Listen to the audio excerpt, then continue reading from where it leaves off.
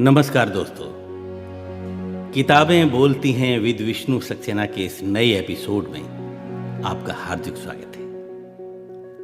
आज मेरे हाथ में जो किताब है उसका नाम है मेरी 51 कविताएं।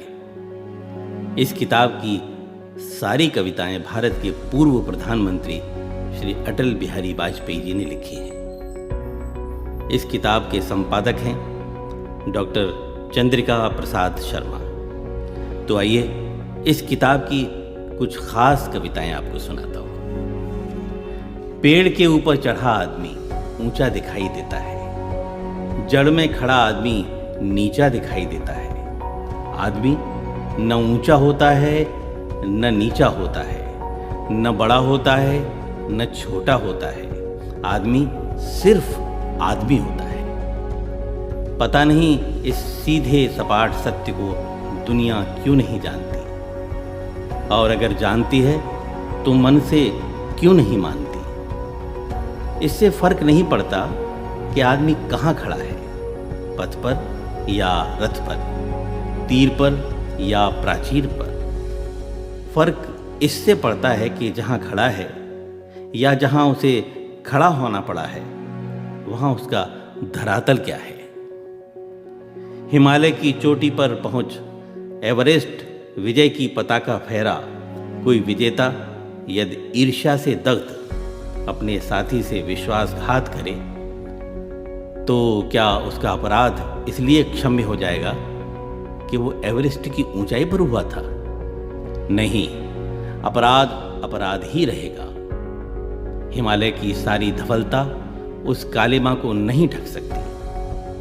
कपड़ों की दूधिया सफेदी जैसे मन की मलिनता को नहीं छिपा सकती। किसी संत कवि ने कहा है कि मनुष्य के ऊपर कोई नहीं होता।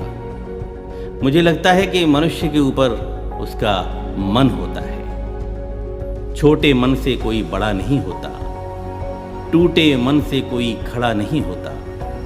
इसीलिए तो भगवान कृष्ण को शस्त्रों से सज्ज रथ पर चढ़े कुरुक्षेत्र के मैदान में खड़े अर्जुन को गीता सुनानी पड़ी थी। मन हार कर मैदान नहीं जीते जाते, न मैदान जीतने से मन ही जीते जाते हैं। चोटी से गिरने से अधिक चोट लगती है, अस्थि जुड़ जाती, पीड़ा मन में सुलगती है। इसका अर्थ यह नहीं है कि चोटी पर चढ़ने की चुनौती ही न माने। इसका अर्थ यह भी नहीं है कि परिस्थिति पर विजय पाने की न ठाने।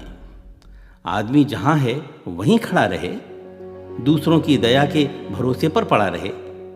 जड़ता का नाम जीवन नहीं है, पलायन पुरोगमन नहीं है। आदमी को चाहिए कि वह जूझे, परिस्थितियों से लड़े। एक स्वप्न टूटे तो दूसरा गढ़े, किंतु कितना भी ऊंचा उठे मनुष्यता के स्तर से न गिरे, अपने धरातल को न छोड़े, अंतर्यामी से मुंह न मोड़े। एक पांव धरती पर रख कर ही वामन भगवान ने आकाश पाताल को जीता था। धरती ही धारण करती है, कोई इस पर भार न बने, मिथ्या अभिमान से न तने। आदमी की पहचान उसके धन या आसन से नहीं होती, उसके मन से होती है। मन की फकीरी पर कुबेर की संपदा भी होती है। अगली कविता है जिसका शीर्षक है मोड़ पर।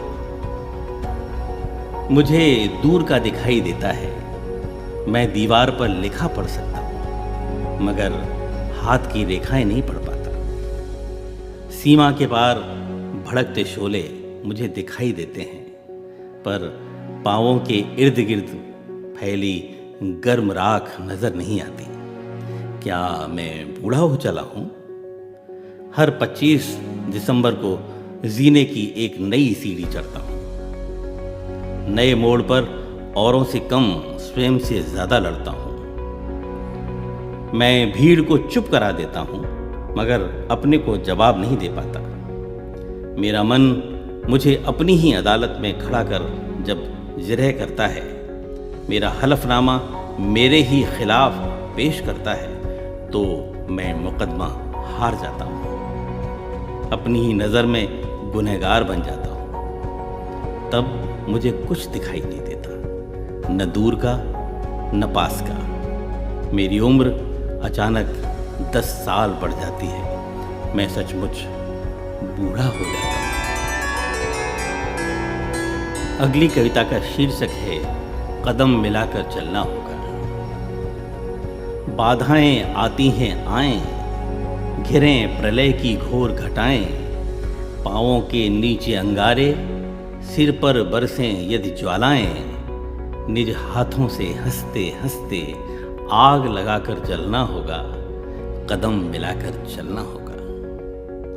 हाथ से रुदन में तूफानों में, अमर असंख्यक बलिदानों में, उद्यानों में वीरानों में, अपमानों में सम्मानों में, उन्नत मस्तक उभरा सीना, पीड़ाओं में पलना होगा, कदम मिलाकर चलना होगा।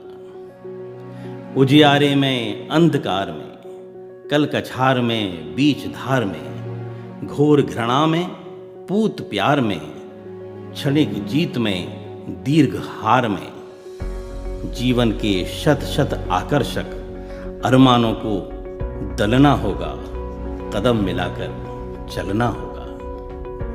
सम्मुख फैला अमर ध्येय पथ, प्रगति चिरंतन कैसा इति अथ, सुस्मित हर्षित कैसा श्रम श्लथ, असफल सफल समान मनोरथ। सब कुछ देकर कुछ न मांगते, पावस बनकर ढलना होगा, कदम मिलाकर चलना होगा।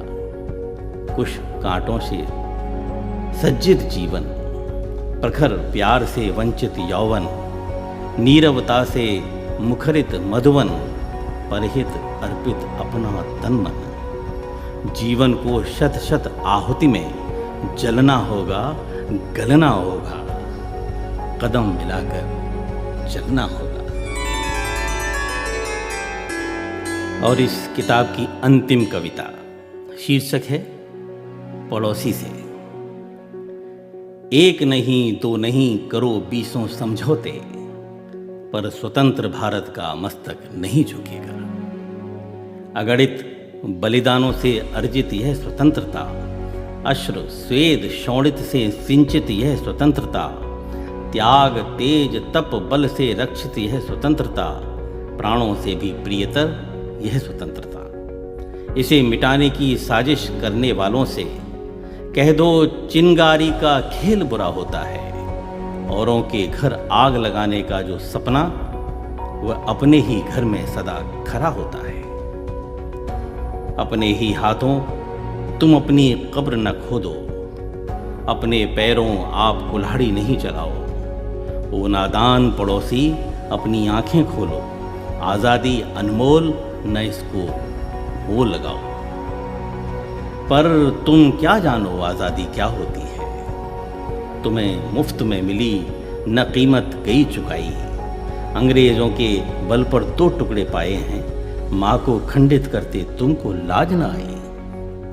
अमरीकी शस्त्रों से अपनी आज़ादी को दुनिया में कायम रख लोगे, यह मत समझो।